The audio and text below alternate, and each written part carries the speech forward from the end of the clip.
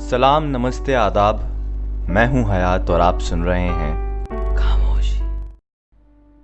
आज के इस एपिसोड में मैं आपको सुनाऊंगा अपनी ही लिखी हुई एक कहानी, अनजान राही। वक्त बदलता है तो हालात बदलते हैं और हालात बदलते हैं तो लोग। पूरा 1 साल हो चुका था उसके मुंह से ये अल्फाज सुने, फिर भी आज तक मेरे कानों में उसकी कही ये एक बात गूंज रही है। वो दिन भी किसी आम दिन की तरह ही था, सावन के महीने का बस एक आम दिन।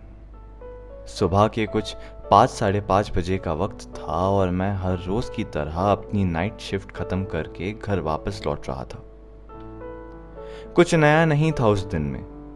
मेरी वही नींद में डूबी आंखें, आसमान में चिड़ियों की वही चहचहाहट, रात की बारिश से भीगे वही पेड़, वही सुनसान रास्ते और उन रास्तों पे चलता मैं एक मुसाफिर।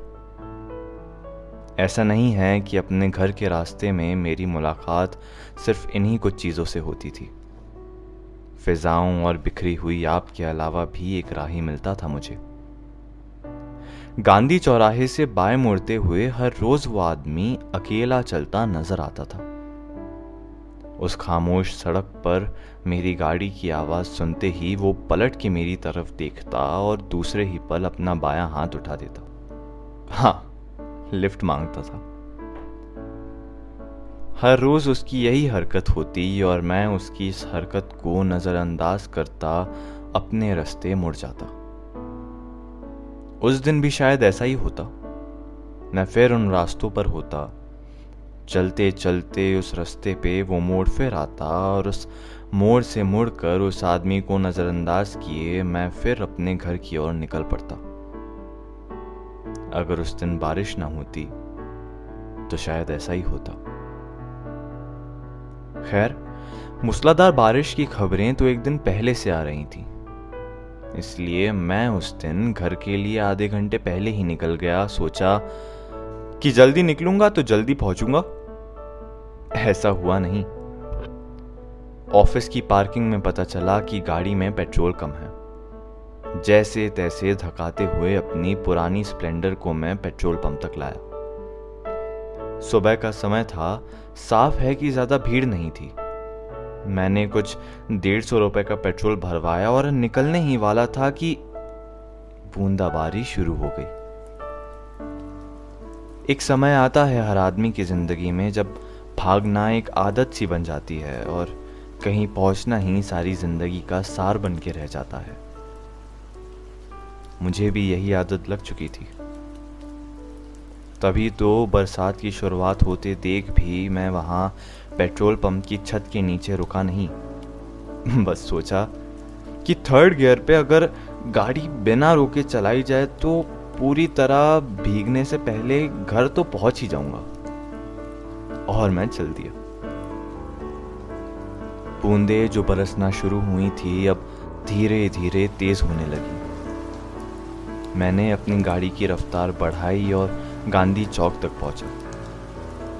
वहां पाया कि हर रोज की तरह वो आदमी उस सड़क पर अपना ऑफिस बैग लिए आज भी चल रहा है। उसने आज भी हर रोज की तरह वही सफेद सिलवटे खाई कमीज और भूरे रंग की पैंट पहनी है। और आज भी उस आदमी ने मेरी गाड़ी की आवाज सुनते ही मुड़कर लिफ्ट की मांग में अपना हाथ उठाया है। इतने दिनों से मैं उसे नजरअंदाज किए जा रहा था, शायद एक आदत सी लग चुकी थी। उसी आदत के चलते उस दिन भी मैं उसे बेबाकी से नजरअंदाज किए अपने घर तक के सफर पर निकल पड़ता। पर उसी पल बारिश और तेज हो गई। जिंदगी की दौड़ में आप कितने भी मशरूफ हो, लेकिन जिस पल आप किसी के साथ कुछ बुरा करते हैं तो एक अंतर्मन की पुकार सी आती है जो ये चीख चीख कर कहती है कि ये जो तुम कर रहे हो ना, वो गलत है। उस रोज उस पल मुझे भी वही आवाज आई थी और उस दिन पहली बार उस अनजान राही के लिए मैं रुका था। मेरे उसके सामने रुकते ही वो मेरी तरफ आया और शुक्रिया अदा करते हुए मेरे पीछे बैठ गया। मैंने पूछा, क्यों, कहाँ जाना है? मेरे सवाल के जवाब में उसने हाँफते हुए कहा, ज़्यादा दूर नहीं भैया, बस बजरंग मार्केट तक छोड़ दीजिएगा। मैंने गियर पे अपना पैर रखा और उस अनजान राही के साथ चल दिया। अभी आधा रास्ता भी नहीं हुआ था कि बारिश और तेज हो गई, इतनी तेज कि वो छोटी छोटी बूंदें भी गोलियों सी लग रही थी। हम दोनों ने तय किया कि अभी के लिए कहीं रुक जाते हैं और इत्तेफाक से ही पास में एक दुकान थी, शायद जूतों की। मैंने उस दुकान के सामने अपनी गाड़ी लगाई और छज्जे के नीचे उस आदमी के साथ खड़ा हो गया। कुछ ही मिनटों में बारिश और तेज हो गई। बरसात का रुख देख के हम दोनों ने चैन की सांस ली और फिर दोनों दो अलग अलग कोनों में जाकर बैठ गए। शोर था तो बस बरसती बूंदों का और उसके अलावा कुछ नहीं।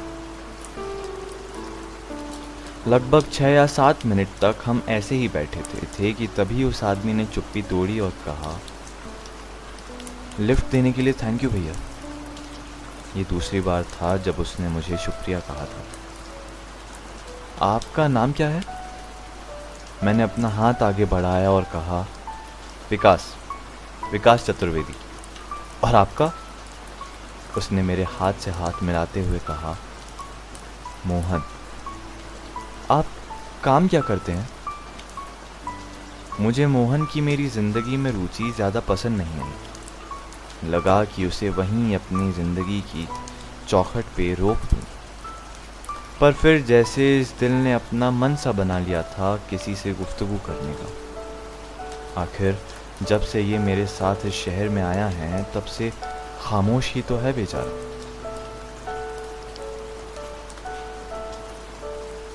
भाई कहाँ खो गए?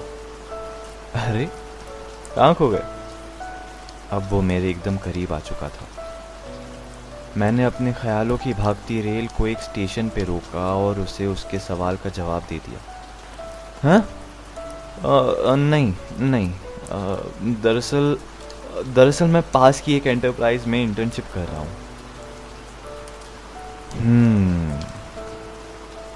सिर्फ और सिर्फ इतना सा ही कहना था क्या? और अगर हाँ तो फिर वो सवाल पूछने का फ़ायदा ही क्या था? मेरे मन में ये प्रश्न चिन्ह उठा, लेकिन इस सवाल से पहले एक और सवाल मेरे मन में आया कि आप क्या करते हो मोहन? लेकिन ये सवाल मेरी ज़ुबान की दहलीज लांघ पाता उससे पहले ही मोहन बोल पड़ा, मैं रेड क्रॉस हॉस्पिटल में कंपाउंडर हूँ। इस बार मेरी ज़बां पर भी एक के अलावा और कुछ नहीं था। हम दोनों वापस खामोश बैठ गए। इस दरमियान जैसे वक्त थम सा गया था। बारिश की बरसती बूंदों में सन्नाटे की एक लहर थी। सुबह के 6 बज चुके थे। मेरे फ़ोन पर हर रोज़ की तरह गुड मॉर्निंग के मैसेजेस आने लगे थे। हर मैसेज पर आने वाली वो मोबाइल की टिंग की आवाज़ अब उस माहौल में गूंजने लगी थी। पर दिक्कत ये नहीं थी। दिक्कत ये थी कि फ़ोन की वो टिंग सी आवाज़ अब कानों में चिप सी रही थी, मेरे भी और मोहन की भी। उसकी शक्ल से पता चल रहा था। मैंने उसकी तरफ हंस कर देखा और जेब से अपना फ़ोन निकाल कर साइलेंट कर दिया। अच्छा थोड़ी लगता है किसी को इस कदर परेशान करना। उसने भी मेरी तरफ देखा और हंसते हुए कहा, कोई बात नहीं भाई, आपकी पहचान के होंगे। अरे नहीं, वो तो बस ऐसे ही दोस्त।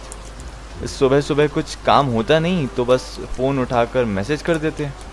कुछ ऐसी ज़रूरी बात नहीं है। मोहन ने जिस पल मेरे मुंह से दोस्त सुना, उसी पल उसके चेहरे पे जैसे मुस्कान का कोई अकाल सा पड़ गया। भौएं जो खुशी से उठी हुई थी, उस पल यादों के बोझ तले नीचे झुक गई। मुझे उसके चेहरे पर मायूसी साफ नजर आ रही थी। ऐसा लग रहा था कि बस अभी अश्कों की एक बरसात उसकी आंखों से भी होने लगेगी, और उस दिन में बरसती बरसात की तरह वो भी बिन रुके बस चलती जाएगी, चलती जाएगी।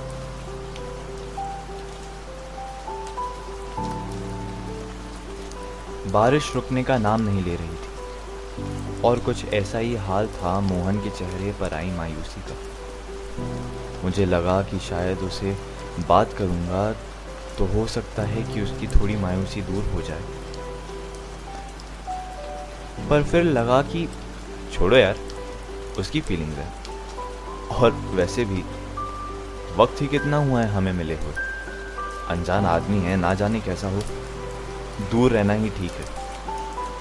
ऐसे ख्यालों की जैसे बाढ़ सी आ गई थी मेरे जहन में, और मैं इसके बहाव के साथ बहता चला गया। मैंने मोहन को कुछ देर अकेले छोड़ने का फैसला किया, और ठंडी सांसें भरता छज्जे से टपकती बूंदों को देखने लगा। कुछ देर बाद मोहन के उठने की आवाज़ आई। मैंने उसकी तरफ देखा तो पाया कि अब वो मेरे ठीक बगल में बैठा था। मैं थोड़ा हिचकिचाया, एक पल के लिए अपनी सांसें भी रोकी। आखिर कोई अनजान आदमी एकदम से इतने करीब आकर बैठे, थोड़ा तो अजीब लगेगा ही। उसके मेरे पास बैठने के कुछ लम्हों बाद ही उसने कहा, भाई तुम जानते हो, और फिर चुप हो गया। इतने शांत माहौल में नींद सी आने लगी थी मुझे। आधी रात से सोया भी तो नहीं था, पर मोहन के इस अधूरे सवाल का जवाब देना जरूरी लगा, इसलिए मैंने आंखें मींचते हुए कहा, मतलब क्या जानना है? मेरी ही तरह उसने भी ठंडी सांसें ली और कुछ पल सोचकर कहा, नहीं नहीं, कुछ नहीं। दिल में जगी जिज्ञासा उड़ते हुए ज़बां पर आ गई। क्या हुआ, बता भी दो। अब बारिश आधे घंटे एक घंटे रुकने वाली नहीं, कुछ बातें ही हो जाए। ना जाने कैसे, पर इस पल को मैं उसी आदमी से गप्पे लड़ाने को कह रहा था जिससे कुछ मिनटों पहले दूर रहना चाहता था। मेरी गुजारिश, या कहें कि मेरे अल्फाज, उसके चेहरे पर एक अधपकी सी हंसी ले आए। मोहन ने हंसी और उस अधूरी छोड़ी बात को आगे बढ़ाते हुए मेरे दाएं कंधे पर अपना हाथ रखा और आहिस्ता आवाज में गुफ्तगू करने लगा। भाई, उम्र क्या है तुम्हारी? मैंने मीठे शक की नज़र से उसे देखा और आंखों में हंसी भरते हुए कहा, 20। पर मोहन, ये सवाल पूछने की वजह जान सकता हूँ? मोहन ने एक लंबी सांस ली और गंभीर आवाज में कहा, विकास भाई, मेरी उम्र तुमसे पूरे 8 साल बड़ी है और शायद उतना ही मेरा तजुर्बा भी, क्योंकि मुझे ऐसा लगता है कि तुम एक अच्छे इंसान हो। मैं कुछ बातें बताना चाहता हूँ तुम्हें। अब जिंदगी में आगे चलकर उन बातों पे यकीन करना ना करना, उन पे अपने कदम बढ़ाना ना बढ़ाना तुम्हारे हाथ में है। पर अभी जो मैं तुमसे कहने वाला हूँ, एक बार उस पर गौर जरूर करके देखना। मोहन के मुंह से इतने गंभीर शब्द सुनते ही मेरे कान खड़े हो गए और मैं अपनी नजरें उस पर टिकाए उसे देखता रहा। मोहन ने अपना हाथ मेरे कंधे से हटाया और मेरी तरफ मुड़कर बैठ गया। मोहन ने एक और लंबी सांस भरी और कहा, आज से 2 साल पहले मैंने अपने 2 दोस्त पीयूष और सुमित के साथ यूपीएससी का एग्जाम दिया था। हम सब ने 2 साल तक एक समान तैयारी की थी, कुछ भी अलग नहीं करते थे। साथ पढ़ना, साथ समझना, साथ आराम करना, सब कुछ एक साथ। हम तीनों को पता था कि जिस तरह हम अपने मुकाम को पाने की तैयारी कर रहे हैं, एक ना एक दिन वो मंजिल हमें मिल ही जाएगी। और जैसा हमने सोचा था वैसा ही हुआ। हम तीनों ने यूपीएससी का मेंस निकाल दिया। 8 महीने बाद हमारा पहला इंटरव्यू होने वाला था। बिहार में रह रहे परिवार से लेकर दूसरे बाकी सारे दोस्तों तक सब खुश थे। इंटरव्यू की तैयारी करता था, पर अब इतना बोझ नहीं था। हंसी मजाक में ये 60 महीने कैसे और कब निकल गए पता ही नहीं चला। इंटरव्यू की ठीक पहली वाली शाम थी। मैं अपने हॉस्टल के रूम में अपने बिस्तर पर लेटे लेटे ये सोच रहा था कि कल क्या होगा, या शायद अनुमान लगा रहा था कि क्या क्या हो सकता है। मन में एक मीठी खुशी भी थी, शायद हम सब के मन में थी। मैं अपने दिमाग की इन्हीं सब बातों में गुथा हुआ था कि तभी सुमित ने दरवाजे पर दस्तक दी। मैं उठा और जाकर दरवाजे की झटकनी खोली। उसके हाथ में एक शराब की बोतल थी। ओए मोहन, ये देख, दोनों भाई मिलकर पिएंगे। हंसकर ये कहते हुए सुमित कमरे में घुस आया।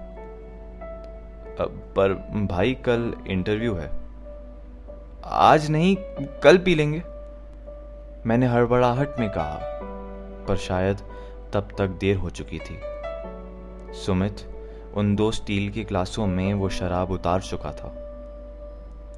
रात के 8 बजे थे और अब तक सुमित मुझे आधी बोतल पिला चुका था। इसके बाद क्या हुआ, कैसे हुआ, मुझे कुछ याद नहीं। पर अगली सुबह जब मैं उठा तो मेरे सर पे एक गहरा नशा था। मेरे सर में इतना तेज दर्द था कि मैं ठीक से चल भी नहीं पा रहा था। जैसे तैसे मैं अपने टेलीफोन तक पहुंचा और पीयूष को कॉल किया। सुमित को भी कर सकता था, पर दिलो दिमाग ने जैसे मना कर दिया हो। पीयूष ने फोन उठाया। उसके फोन उठाते ही पीछे से जानी पहचानी आवाज सुनाई दी। हाँ, वो सुमित की थी। भाई, इंटरव्यू हो गया भाई। क्या गजब इंटरव्यू गया यार। मेरी तरफ से तो तू पार्टी पक्की समझ। सुमित चिल्ला चिल्ला कर पीयूष को ये खबर सुना रहा था। उसके मुंह से इंटरव्यू का जिक्र होते ही मैंने अपने कमरे में लगी घड़ी की तरफ देखा। मैं पूरे 2 घंटे लेट था। मेरी आस और हिम्मत पूरी तरह टूट गई। कितना कुछ हो सकता था अगर उस दिन, या कहें कि उस रात में पीना होता।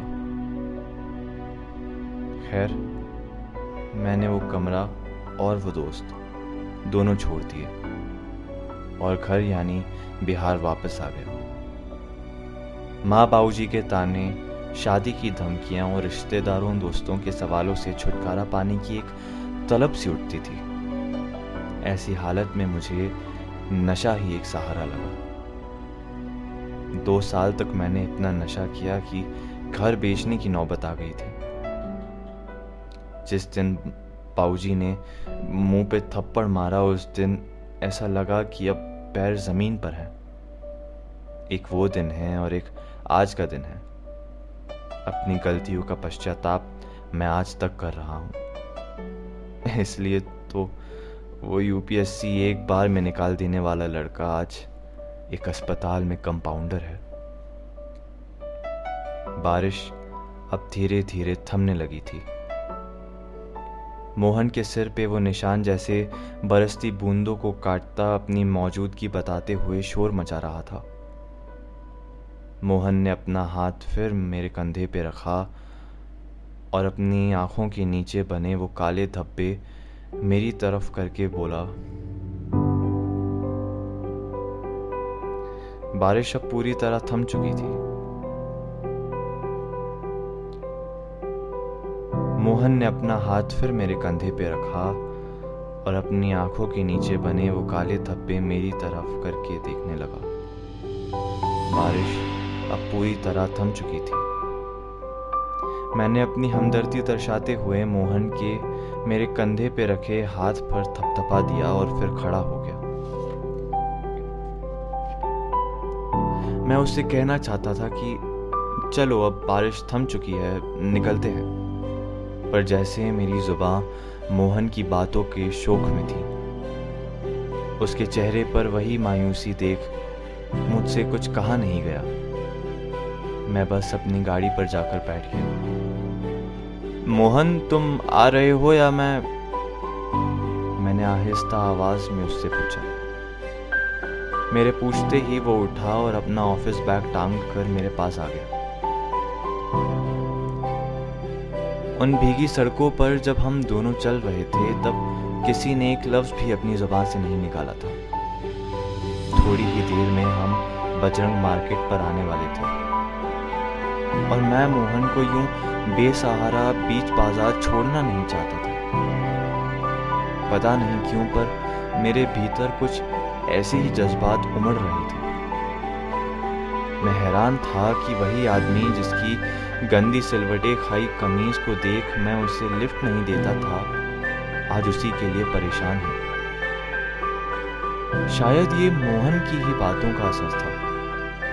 अगर वो भी मुझे एक अड़ियल आदमी सा समझता और मुझे किसी अपने की तरह ट्रीट ना करता तो शायद आज मंजर कुछ और होता। भाई मोहन, तुम्हारा घर किधर है? मैंने जानबूझ के ये सवाल किया और मेरे ये करने पर शायद उसे पता था। मुझे घर तक छोड़ने मत आओ दोस्त, यहीं पर ठीक है, मोहन ने भी आहिस्ता कहा। मैंने उसे बाहर छोड़ने से बिल्कुल मना कर दिया। मोहन ने फिर मुझे अपने घर तक के रास्ते को दिखाया और रास्ते के अंत में हम एक छोटे से मकान के सामने रुके थे, जिस पे छत भी नहीं थी, बस एक टीन का पतरा था। वह छोटा सा मकान जिस पर छत भी नहीं थी, वो मकान असल में मोहन का था। मैं आश्चर्यचकित था, बस उस मकान को देखे जा रहा था कि तभी एक आवाज आई, विकास। मैंने कहा था तुम एक अच्छा आदमी हो। बस याद रखना, जिंदगी में दोस्त सोच समझ कर चुनना, क्योंकि हो सकता है कि तुम्हारा एक गलत दोस्त तुम्हारी इस एक अच्छी जिंदगी को बिगाड़ दे। और हाँ, कभी भी कितने भी बुरे हालात हों, नशे को अपना सहारा कभी मत बनाना। याद रखना, वक्त बदलता है तो हालात बदलते हैं और हालात बदलते हैं तो लोग। बस इतना कह के मोहन अपने घर की ओर चला गया। कितनी अजीब है ये जिंदगी। अचानक एक रोज एक आदमी जिसे मैं पिछले कई दिनों से जानता था, वो मेरे साथ पूरे 2 घंटे बैठा था। कितनी अजीब है ये जिंदगी। अचानक एक रोज एक आदमी जिसे मैं पिछले कई दिनों से जानता था, वो मेरे साथ पूरे 2 घंटे बिताता है, अपनी कहानी सुनाता है, एक अनजान एक दोस्त बन के सलाह देता है। क्या किसी ने सोचा था कि उस दिन मैं मोहन को कुछ ऐसे मिलूंगा? उस दिन के बाद से मैंने मोहन को कई बार उस राह पर, उस मोड़ पर फिर से मिलने की कोशिश की, पर कभी मिल नहीं पाया। आज सुबह भी ऑफिस आते वक्त मैं उसी को ढूंढ रहा था। आज भी वो नहीं मिला तो बस एक नया, पर एक और अनजान राह।